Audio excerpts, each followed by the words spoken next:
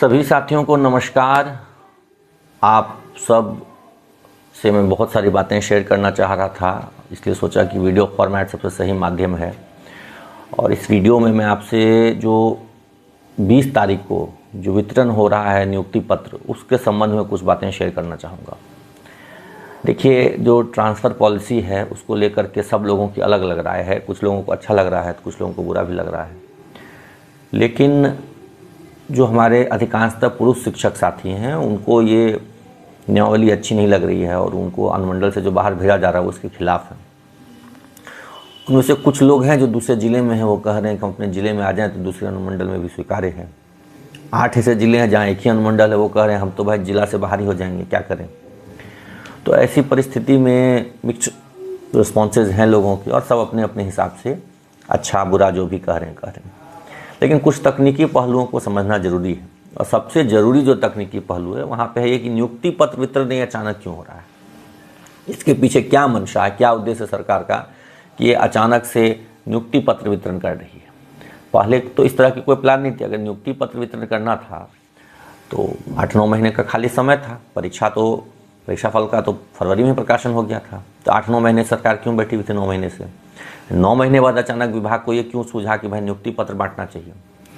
तो देखिए साथियों, ऐसा है कि जो अभी स्थिति है उस स्थिति में आधे दर्जन से अधिक याचिकाएं हो चुकी हैं और कुल मिला के मुझे लगता है 1 दर्जन केस हो जाएंगे फाइल। तो ये जो 1 दर्जन केस फाइल होंगे तो उसका सरकार कुछ उपाय सोचेगी कि आखिर इन केस को कैसे हराना है, शिक्षकों को कोर्ट में कैसे हराना है।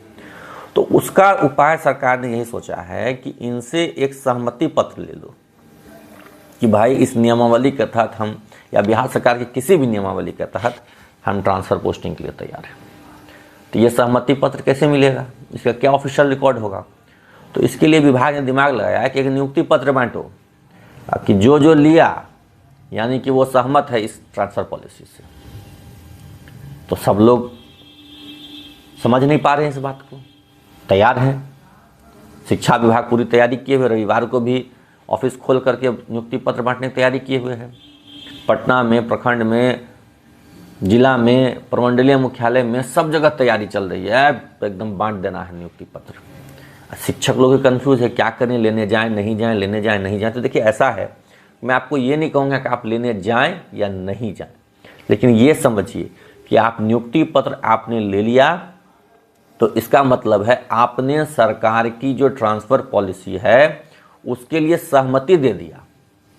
वो नियुक्ति पत्र नहीं है, वो ट्रांसफ़र पॉलिसी के लिए सहमति पत्र है।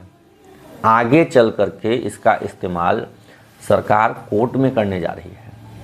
कोर्ट में सरकार इस तथ्य को रखेगी कि देखिए हमने ट्रांसफ़र पॉलिसी अनाउंस करने के बाद नियुक्ति पत्र बांटा और इतने शिक्षकों ने ले लिया, मात्र कुछ हैं 100-200 शिक्षक जो नहीं ले रहे हैं।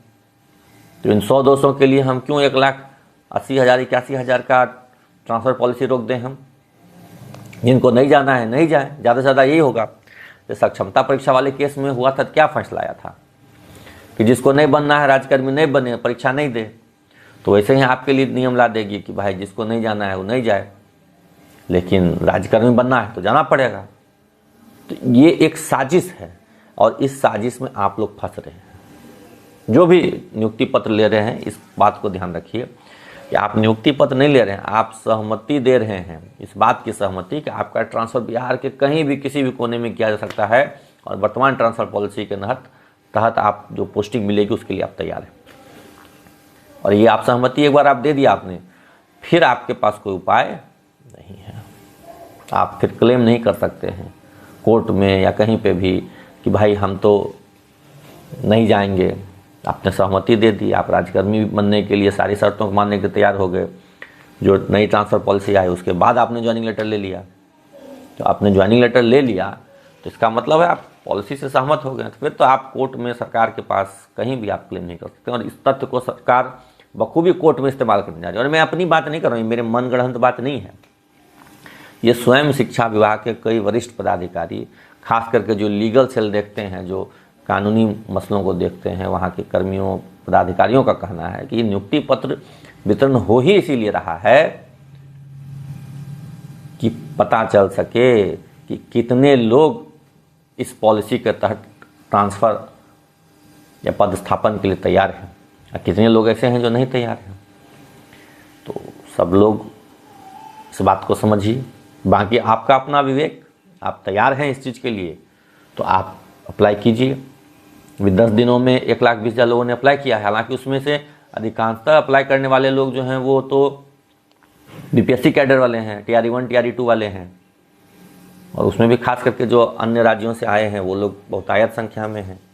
उनको तो सबको भभुआ, कैमूर, बक्सर जाना है, गोपालगंज जाना है, तो अप्लाई कर रहे हैं वो लोग। लेकिन आप अपना देख लीजिए, आप नियोजित शिक्षक थे, राजकर्मी बनने जा रहे हैं, तो आप घर से कितनी दूर नौकरी करने के लिए तैयार हैं, इसको देख लीजिए।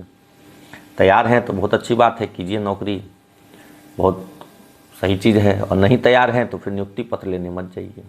नियुक्ति पत्र आप लेने गए तो आप फंस गए, कोर्ट में वो डेटा जाएगा। जितने लोग नियुक्ति पत्र लेंगे ना, कोर्ट में वो डेटा जाएगा, उस डेटा के आधार पे फिर आगे चीज़ें होंगी कोर्ट में। तो सरकार ने ये चाल चली है, मैंने आपको बता भी दिया, तो आप पर निर्भर है आप जाते हैं कि नहीं जाते हैं। हाँ, और कुछ लोग तो केस भी कर दिए हैं, याचिकाकर्ता भी बन गए हैं और नियुक्ति पत्र लेने का विरोध भी कर रहे हैं। ऐसा नहीं चलेगा। आप अगर किसी केस में याचिकाकर्ता हैं तो फिर आप मत जाइए नियुक्ति पत्र लेने, क्योंकि आप नियुक्ति पत्र लेने गए तो वही आपके खिलाफ यूज हो जाएगा। कोर्ट में दे देगी सरकार हलफनामा में कि देखिए केस भी कर दिया, नियुक्ति पत्र भी ले लिया। ये गलती नहीं कीजिएगा। इसलिए सोच समझ के साथियों, बंधुओं, अब आपकी जो मर्जी आप कीजिए। जो फैक्ट्स है मैंने आपके समक्ष रख दिया, जो लॉजिक है उसके पीछे वो भी बता दिया आपको, और आगे भविष्य में सरकार की क्या मंशा है ये भी बता दिया आपको।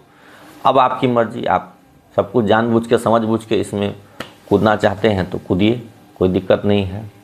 आपका मतलब स्वागत है, अभिनंदन है। बचना चाहते हैं तो बचिए, क्योंकि शिकारी आएगा, जाल बिछाएगा, जाल में फंसना नहीं है। तो बता तो दिया कि फंसना नहीं है। अब आपकी मर्जी, फंसना है तो फंसिए। बाकी धन्यवाद।